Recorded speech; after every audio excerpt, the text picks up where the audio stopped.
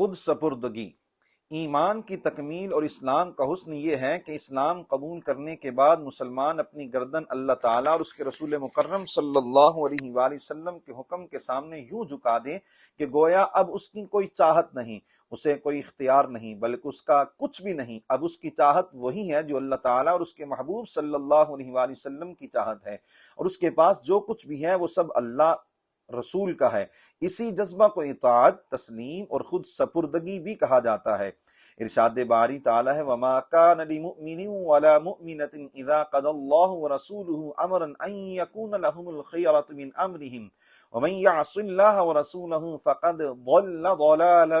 مُبِينًا۔ اور کسی بھی مسلمان مرد اور عورت کے لیے یہ نہیں کہ جب اللہ اور اس کا رسول کسی بات کا فیصلہ فرما دیں تو انہیں اپنے معاملے کا کچھ اختیار باقی ہو، اور جو اللہ اور اس کے رسول کا حکم نہ مانے تو بے شک وہ صریح گمراہی میں بھٹک گیا۔ صحابہ کرام کی خود سپردگی اور اطاعت کا جذبہ پورے جوبن کے ساتھ صحابہ کرام علیہم رضوان میں پایا جاتا تھا۔ ان کے قدموں کی خیرات سے بعد والوں میں بھی اسی جذبہ کی جھلک باقی رہی، مگر وہ اپنی مثال آپ تھے۔ حدیبیہ والا معاہدہ یعنی صلح حدیبیہ کو توڑنے کے بعد جب قریش مکہ کو اپنی غلطی کا احساس ہوا تو انہوں نے معذرت کرنے اور معاہدہ کو بحال کرنے کے لیے ابو سفیان، جو بعد میں مسلمان ہو گئے اور بارگاہ رسالت میں بہت قرب پایا، کو مدینہ منورہ کی طرف بھیجا۔ اس نے بارگاہ اقدس میں حاضر ہو کر معاہدہ بحال کرنے کی درخواست کی، مگر سرکار دو عالم صلی اللہ علیہ وآلہ وسلم نے اسے قبول نہ فرمایا۔ اب وہ سفارش کروانے کے لیے مختلف اکابر صحابہ کرام علیہم الرضوان کے پاس گیا۔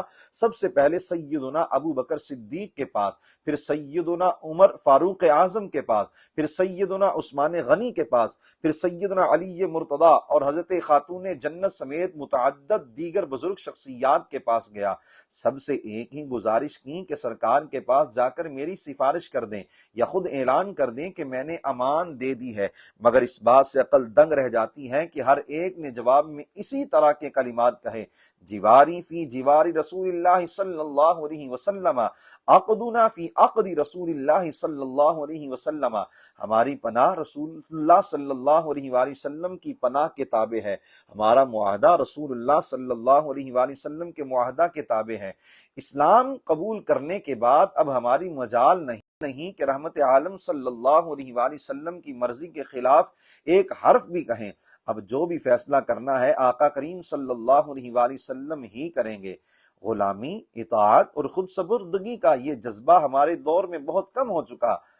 اپنی خواہش کو شریعت کے حکم پر قربان کرنا، اپنے مفادات پر دینی مفاد کو ترجیح دینا، دین کی خاطر مشکلات برداشت کرنا اور اسلام کی خاطر جینے مرنے کا جذبہ رکھنا، یہ سب پرانے دور کی باتیں لگتی ہیں، حالانکہ یہی ایمان کی مٹھاس اور اسلام کا حسن ہے۔